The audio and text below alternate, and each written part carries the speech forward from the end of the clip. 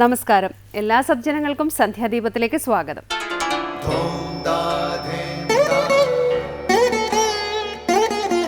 ശുഭം ഭവതു കല്യാണമായുസാരോഗ്യവർദ്ധനം സർവദുഃഖ വിനാശായ സന്ധ്യാദീപം നമോസ്തുതേ.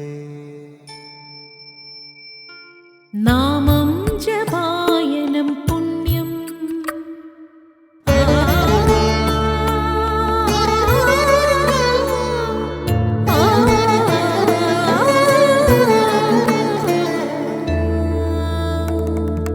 നാമം ജപായനം പുണ്യം നിരുപമദീപാങ്കുരം പോലെ സ്വരശ്രുതിലയവരമതുലം ദീവാങ്കണം മോക്ഷസംഗീതസാരം നീളും വഴിത്താരയിൽ ജീവതാരം മന്ത്രാലാപം മായാവിൻ നിൻ പ്രസാദം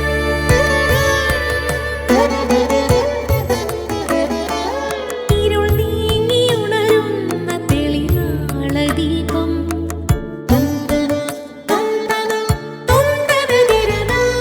ഇരുൾ നീങ്ങിയുണരുന്ന തെളിനാളദീപം പ്രണവാമൃതം ചൊരിയുന്ന ദീപം ദീപം ദീപം ദീപം ദീപം സന്ധ്യാദീപം.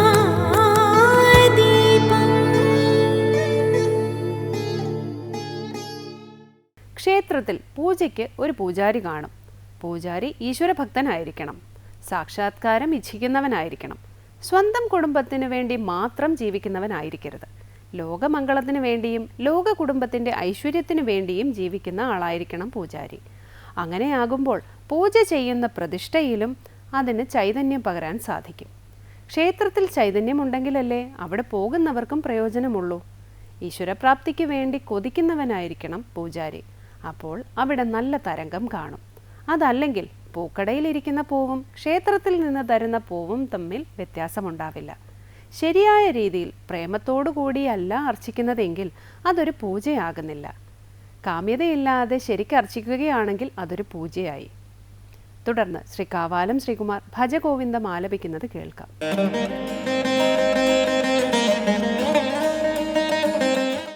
ഭജ ഗോവിന്ദം ഭജ ഗോവിന്ദം ഗോവിന്ദം ഭജ മൂഢമതേ ഭജ ഗോവിന്ദം ഭജ ഗോവിന്ദം ഗോവിന്ദം ഭജ മൂഢമതേ പ്രാപ്തേ സന്നിഹിതേ മരണേ പ്രാപ്തേ സന്നിഹിതേ മരണേ നഹി നഹി രക്ഷതി ഡുഗൃഞ്ജ് കരണേ നഹി നഹി രക്ഷതി ഡുഗൃഞ്ജ് കരണേ ഭജ ഗോവിന്ദം ഭജ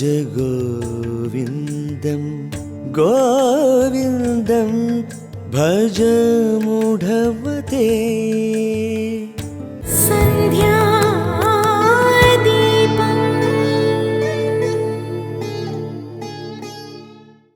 അടുത്തതായി ശങ്കരസ്തോത്രാമൃതം. എല്ലാ ഭൗതിക ജ്ഞാനങ്ങളുടെയും സമ്പാദ്യങ്ങളുടെയും പ്രതീകം എന്ന നിലയ്ക്കാണ് ഭജഗോവിന്ദത്തിലെ ഡുഗൃഞ്ജകരണേ എന്ന പദം കൊണ്ട് പ്രയോഗിച്ചിരിക്കുന്നത്. മരണം വന്ന് പിടിക്കുമ്പോൾ ജീവനെ രക്ഷിക്കാൻ വ്യാകരണജ്ഞാനമോ മറ്റ് ഭൗതിക പരിജ്ഞാനമോ ഒന്നും തന്നെ പര്യാപ്തമാകില്ല എന്നോർമ്മപ്പെടുത്തുന്ന ആദ്യ ശ്ലോകമാണ് ശങ്കരസ്തോത്രാമൃതത്തിൽ സ്വാമി ചിദാനന്ദപുരി വ്യാഖ്യാനിക്കുന്നത്.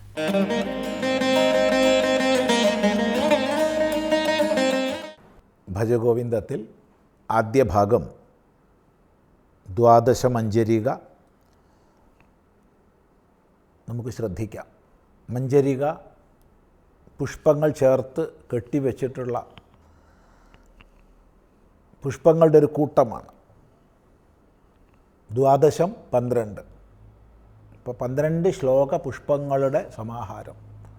മൊത്തം 15 ശ്ലോകങ്ങളാണിതിലുള്ളത്. എങ്ങനെയോ ഏതോ കാലഘട്ടത്തിൽ വർദ്ധിച്ചതാവാം, മറ്റാരാലൊക്കെയോ ചേർക്കപ്പെട്ടതാകാം 2 ശ്ലോകങ്ങൾ. പിന്നെ ഭജഗോവിന്ദം എന്നുള്ള ആവർത്തിക്കുന്ന ശ്ലോകവും. ഭജഗോവിന്ദം ഭജഗോവിന്ദം ഗോവിന്ദം ഭജ മൂഢമതേ പ്രാപ്തേ സന്നിഹിതേ മരണേ നഹി നഹി രക്ഷതിടുകൃഞ്ഞ് കരണേ. ഭജ ഗോവിന്ദം ഭജ ഗോവിന്ദം ഗോവിന്ദം ഭജ മൂഢമതേ പ്രാപ്തേ സന്നിഹിതേ മരണേ നഹി നഹി രക്ഷതിടുകൃഞ്ഞ് കരണേ. ഇവിടെ പാഠഭേദമുണ്ട്.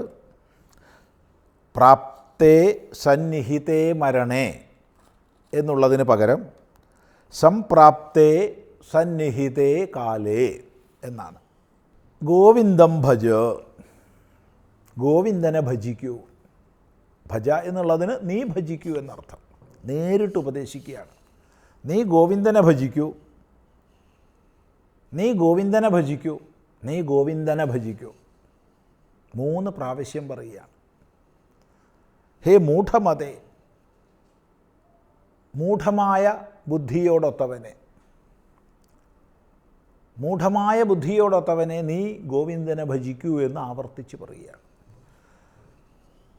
ഈ ശ്ലോകം വിരചിക്കുന്നതിന് കാരണമായി ഒരു സന്ദർഭം പറയപ്പെടുന്നുണ്ട്. ഭാഷ്യരചനയും മറ്റും ചെയ്തുകൊണ്ട് ഭഗവാൻ ഭാഷ്യകാരൻ ശങ്കരാചാര്യസ്വാമികൾ കാശിയിൽ നിവസിക്കുന്ന കാലം. ആ കാലഘട്ടത്തിൽ ഒരിക്കൽ ഒരു ദിവസം ഒരു വഴിയിലൂടെ സഞ്ചരിക്കുമ്പോൾ വളരെ വൃദ്ധനായ, വളരെ ശാരീരികമായി വളരെ വൃദ്ധനായ ഒരാൾ ഡുകൃഞ്ഞ് കരണേ ഡുകൃഞ്ഞ് കരണേ ഡുകൃഞ്ഞ് കരണേ എന്ന് ആവർത്തിച്ച് ചൊല്ലി ധാതുപാഠം കണ്ഠസ്ഥമാക്കാൻ അല്ലെങ്കിൽ ഹൃദിസ്ഥമാക്കാൻ പരിശ്രമിക്കുകയാണ്. അപ്പോൾ ഡുകൃഞ്ഞ് കരണേ എന്നുള്ളത് പാണിനീയ ധാതുപാഠത്തിലെ 1473 ധാതുവാണ്. 8ാമത്തെ വികരണത്തിലാണത് ഉൾക്കൊള്ളുന്നത്.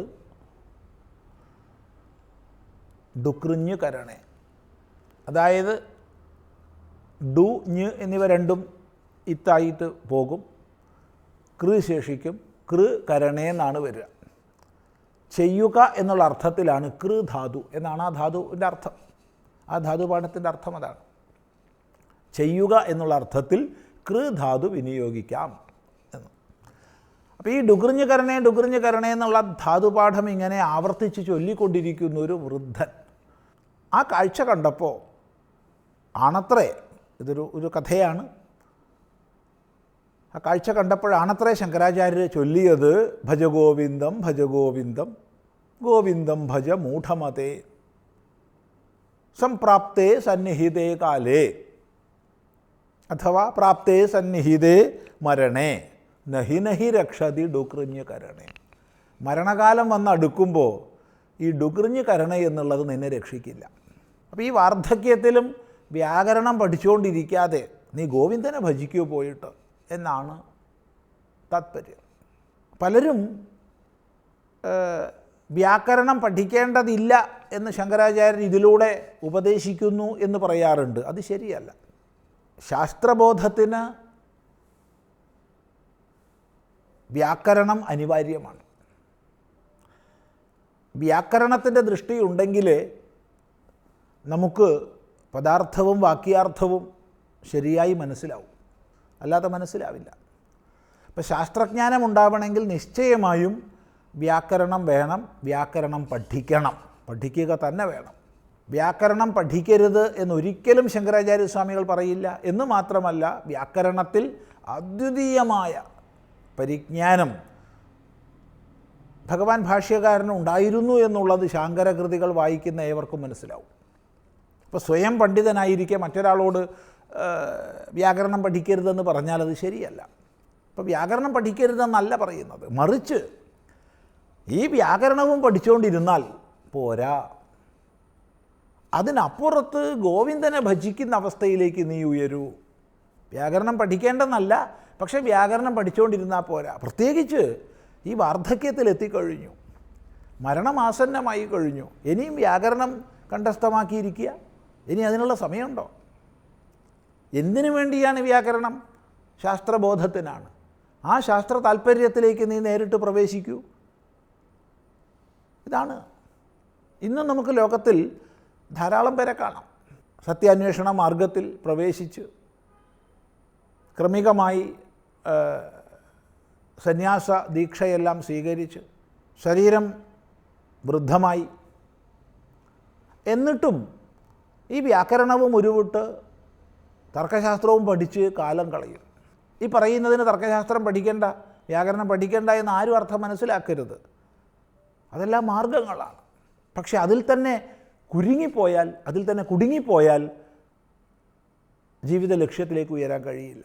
ഒരു സാധനയായിട്ട് പാണിനീയ സൂത്രങ്ങളെ, ധാതുപാഠങ്ങളെ ഹൃദിസ്ഥമാക്കുന്ന എത്രയോ പേരുണ്ട്. അത് വളരെ ശ്രേഷ്ഠമാണ്. അങ്ങനെയുള്ള വിദ്വാൻമാരാണ് വാസ്തവത്തിൽ ശാസ്ത്ര സമ്പ്രദായത്തെ തന്നെ നിലനിർത്തുന്നവർ. അവരെ നമ്മൾ ആദരിക്കുന്നു. പക്ഷേ മുമുക്ഷുവായി, വിവിധിഷുവായി സന്യാസദീക്ഷ സ്വീകരിച്ച് വാർദ്ധക്യത്തിലെത്തിയിട്ടും വ്യാകരണവും ഉരുവിട്ട് കഴിഞ്ഞാൽ മതിയോ? അതുകൊണ്ട് പറയുകയാണ് ഭജഗോവിന്ദം, നീ ഗോവിന്ദനെ ഭജിക്കൂ. വേദങ്ങളിലൂടെ അറിയപ്പെടേണ്ടുന്ന പരമസത്യസ്വരൂപനാണ് ഗോവിന്ദൻ. ഗോക്കളെ കൊണ്ട് ആരെ അറിയണമോ ഗോഭിഹി വിന്ദതേ ഇതി. ഗോക്കളെ കൊണ്ട്, ഗോവെന്ന് പറഞ്ഞാൽ വേദമന്ത്രം. അപ്പോൾ വേദമന്ത്രങ്ങളെ കൊണ്ട് ആരെ അറിയണമോ അവനാണ് ഗോവിന്ദൻ. വേദൈശ്ച സർവൈരഹമേവ വേദ്യഃ. വേദങ്ങളിലൂടെ അറിയപ്പെടേണ്ടവൻ ഞാനാണ് എന്ന വാക്യം ഓർമ്മിക്കുക.